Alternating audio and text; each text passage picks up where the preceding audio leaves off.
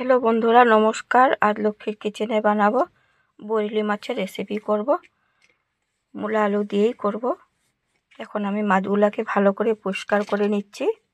দেখুন এইভাবে করে আমি হাত দিয়ে কানগুলি ফেলে দেব। কানের মধ্যে অনেক বালু থাকে, তাই পরিষ্কার করে নিচ্ছি। পেটুটাও ফেলে দিয়েছি। এভাবে করে সব মাছগুলি আমি কেটে নেব। কাটা হয়ে গেছে, ধোয়া হয়ে গেছে। হলুদ দিয়ে দিয়েছি, লঙ্কার গুঁড়া দিয়ে দিয়েছি, পরিমাণ মতো নুন দিয়ে দিয়েছি। ভালো করে মেখে নেব। মাখানো হয়ে গেছে। পেস্ট করার জন্য কাঁচা লঙ্কা, রসুন, পেঁয়াজ নিয়ে নিয়েছি। মূলা আলু কেটে নিয়েছি, ধুয়েও নিয়েছি। কড়াই গরম হয়ে গেছে, সর্ষের তেল দিয়ে দিচ্ছি।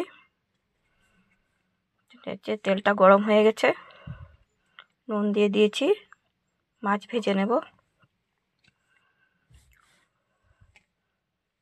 ভালো করে, উল্টে পাল্টে মাছগুলি লাল লাল করে ভেজে নেব।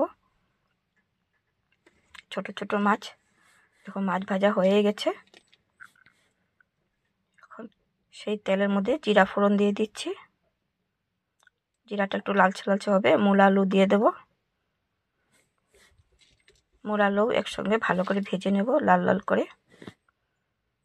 এখন হলুদ গুঁড়া দিয়ে দেব, জিরা গুঁড়ি দিয়ে দিচ্ছি, লঙ্কার গুঁড়া দিয়ে দেব। পেস্ট করেছিলাম সেই মশলাটাও দিয়ে দিয়েছি। পরিমাণ মতো নুন দিয়ে দিচ্ছি। ভালো করে ভেজে নেব। কাঁচা লঙ্কা, টমেটো দিয়ে দিচ্ছি। ভালো করে ভেজে নেব। ভাজা হয়ে গেছে, গরম জল দিয়ে দিয়েছি।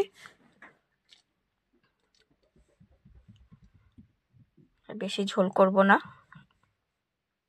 হালকা ঝোল করব।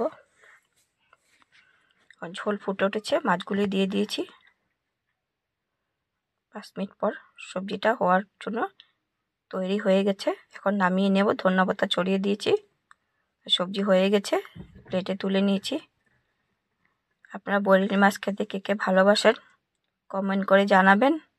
ভালো লাগলে লাইক এন্ড সাবস্ক্রাইব কমেন্ট করবেন। আজ এতখানি রইল।